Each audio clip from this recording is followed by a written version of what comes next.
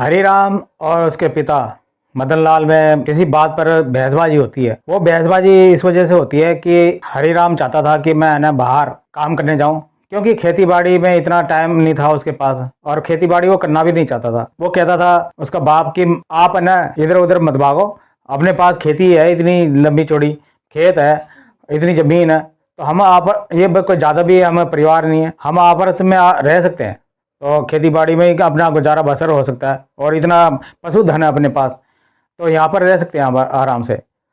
वो भी कहता है कि नहीं पिताजी मैं नहीं यहाँ रहना चाहता, मैं ना परेशान हो गया हूँ, ये खेती बाड़ी और ये मेरे बस की नहीं है, ये पशुओं को चारा जानवरों को खिलाना पिलाना मेरे बस की नहीं है। मैं ना कहीं नौकरी करना चाहता हूँ, आराम से जाऊँ, सुबह और शाम को आराम से आऊँ और बंदी बंदाई तनख्वाह मिले, कोई टेंशन नहीं, आराम से ज़िंदगी बिताऊँ।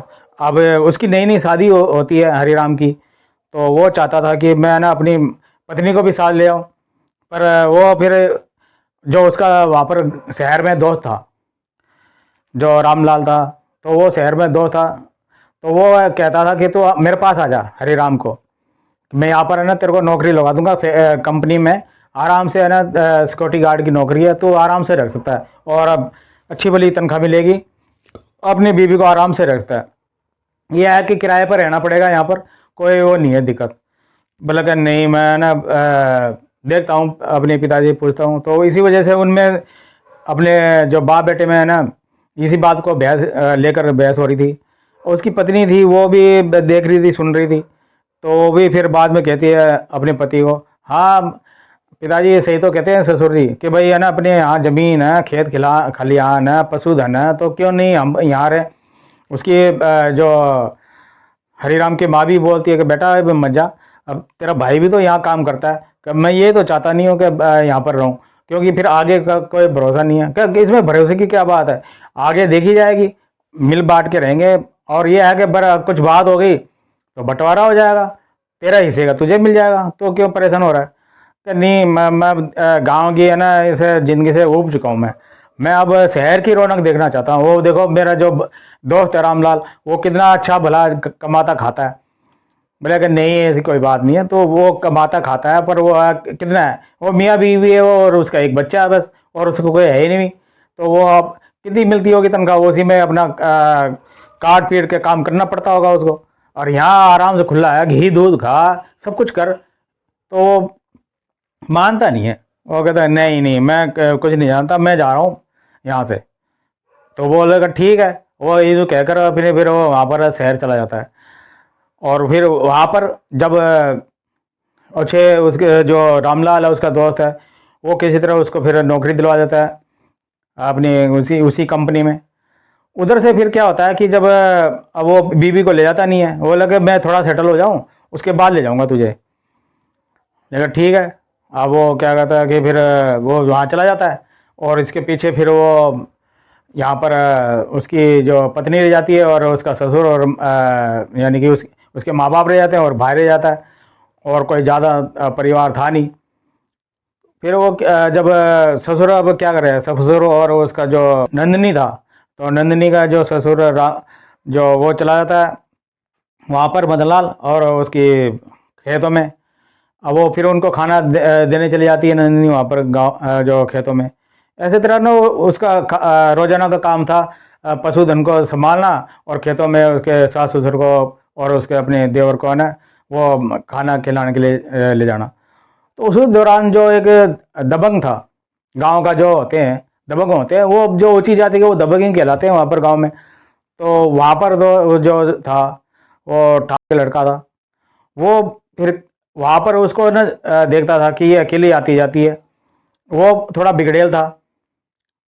तो वो फिर उसको अरे भाभी जी कहाँ जा रहे हो आप, बोले कि मैं हम तुम्हारे साथ चलते हैं, कोई रास्ते में कुछ हो चीज नीची हो गई तो फिर काम तुम कौन संभालेगा तुम्हें, अब वो भी भैया भी यहाँ पर नहीं है और तुम अकेले जाती हो। मैं क्या बोलेगा भाई भैया तुम रहने दो, देवर जी मैं आ रही जा रही हूँ, कोई गाँव तो है, कौन है, सब अपने सब जानते पहचानते, इसमें कौन मुझे क्या करेगा।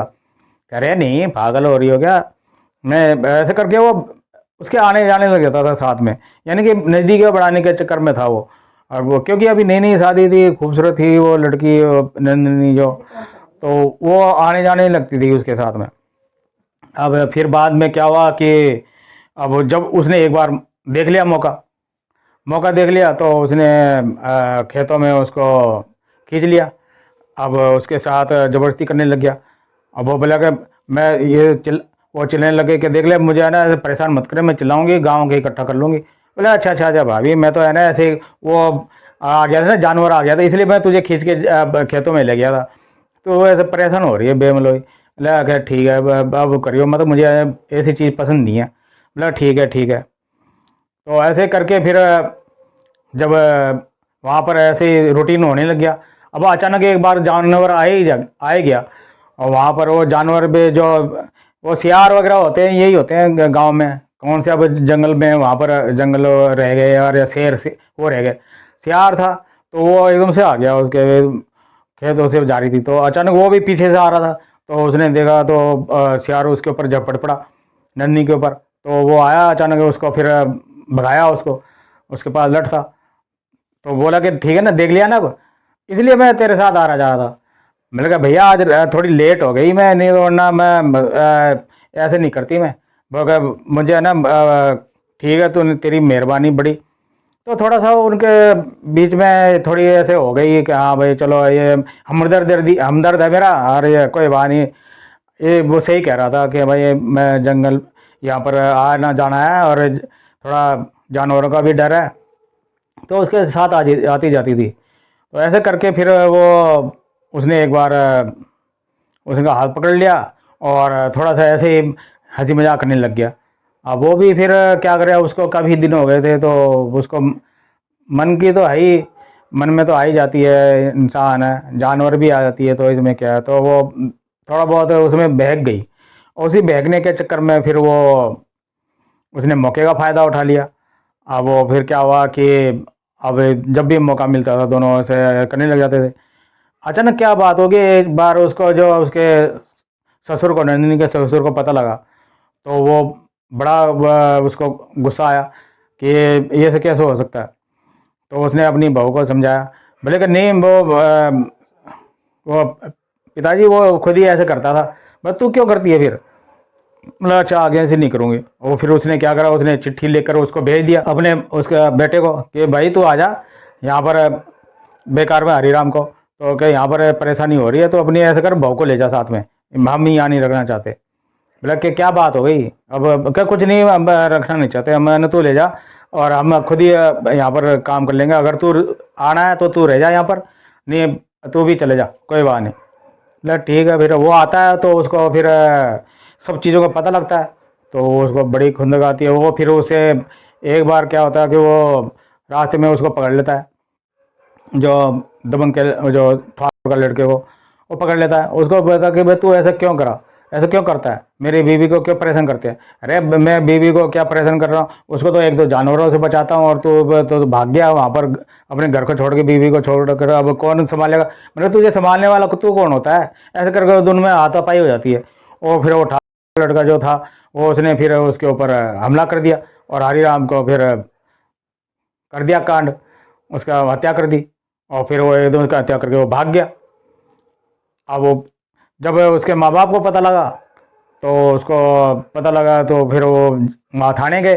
थाने जाकर फिर उन्होंने रिपोर्ट दर्ज करवाई। तो पहली बार तो उन्होंने रिपोर्ट दर्ज नहीं करवाई, जब थोड़े बहुत उसके साथ के आस पड़ोस के जो इकट्ठे हुए, और फिर बाद में उसने जब उसका साथ दिया मदन लाल का, तो फिर वो सारे इकट्ठे गए, तो फिर वहाँ पर रिपोर्ट दर्ज कराया, फिर दर्ज करवाई।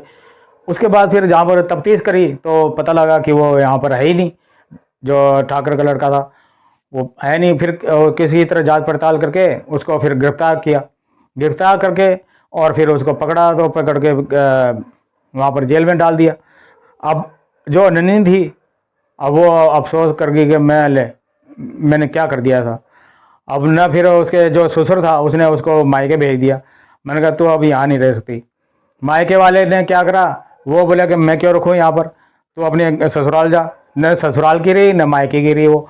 अब वो क्या करी, अब वो कहीं की नहीं रही, अब वो इधर उधर ही भटक रही। अब कहीं उसने अपने न माँ बाप को, न सास ससुर को, किसी को भी चैन नहीं दिया। हालांकि गलती उसकी भी नहीं थी, गलती ये थी कि उसने उसके ऊपर भरोसा करके अपने आप को समर्पण कर दिया।